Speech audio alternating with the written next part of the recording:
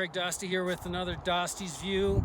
I'm up at Berthoud Pass in Colorado, and so I'm on the new upgraded Lynx, and you might have seen that episode a couple weeks ago, and so I can confirm that the new tabs on the claw definitely make operating this binding better, but the claw still, on the very first tour right after that, like an hour after I did that, I went up Mount Oliver by Telemark Pass, and it only happened once on each foot after like 1,000 vertical feet, but the claw did snap up and grab the duck butt of my boot, and so I had to stop and get out of my binding and push the claw down, and then when it was time to go into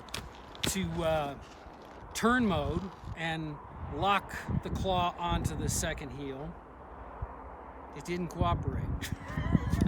But with those tabs that are on the new claw, it made it really easy to just get it all working just fine. So what I'm talking about is these tabs right here, okay? So it's very easy to hook that with the grip of your ski pole, especially if you got a good ski pole with a nice beak on the end, and just lift that up. You can do that, one, to change from tour mode to turn mode, and then if the claw does not automatically grab your second heel, well, you can pull it on pretty easy, all right? What else is new with the Lynx? Well, the springs are new.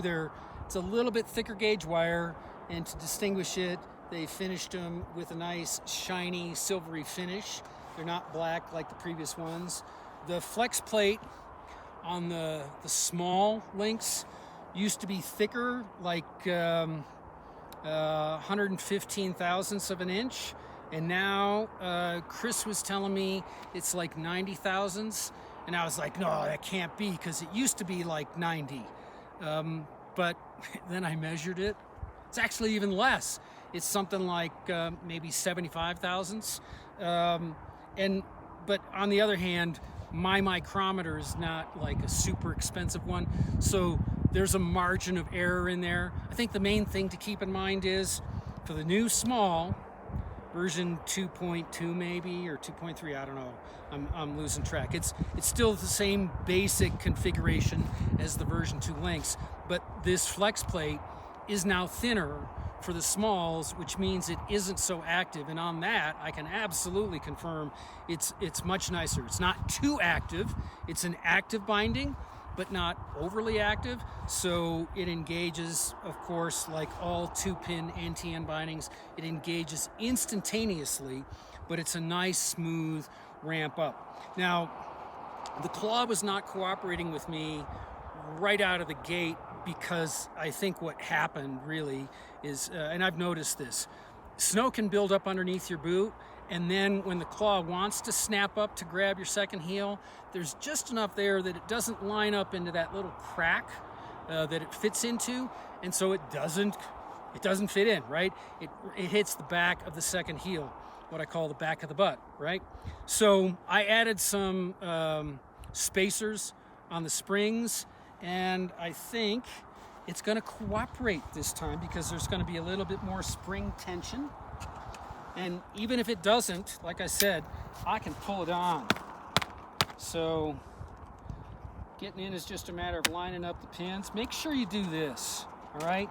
And the reason you want to do that, couple reasons. One, especially if you've been on the snow, there might be snow in the inserts, and that will cause the pins, the jaws won't close completely, and you'll be more likely to prematurely release, okay?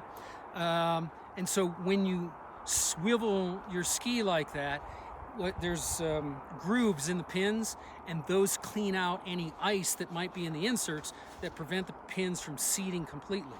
And I just stepped down lightly, and guess what? I'm in, I'm connected. So I think adding those spacers added the amount of pre-tension that I needed for the claw to be more cooperative. And if it hadn't been, I could have just reached down here and pulled on, and it would be on super easy. With those new tabs, if you got a bunch of snow clogging things, it's really easy to pull the claw on. Now, if I'm going into tour mode from turn mode, generally I'm going to get out of the ski anyway. So I want to get out, and then I'm just going to step down on this claw. It's going to lock it out of the way, and now I'm ready to go earn some turns. So it's just a quick update, if you will, on Lynx. I think all the niggling little annoyances that existed with Lynx, here's the thing, it's not like it was a bad binding, but every once in a while it'd be like, it's not cooperating. Well, I think that lack of cooperation has by and large been overcome with the new tabs on the claw. It's not overly active on the small version now that they've changed the flex plate. Oh, and then there were tabs on the flex plate that held the claw in the right position. Those tabs used to flare out and they would crack. Well, they got rid of the flaring, so cracking flex plates is a thing of history now. What else? Like I said, they increased the springs on the toe, so now it's even stronger. Although, if you're going to be going uphill, I still recommend that you lock it out 1 or 2 clicks so that it doesn't let go when you're in the middle of doing a kick turn. All right? So, updated Lynx.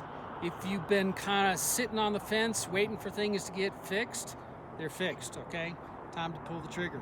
And until next time, remember, if you're going to spread Telemark, you got to drop an E.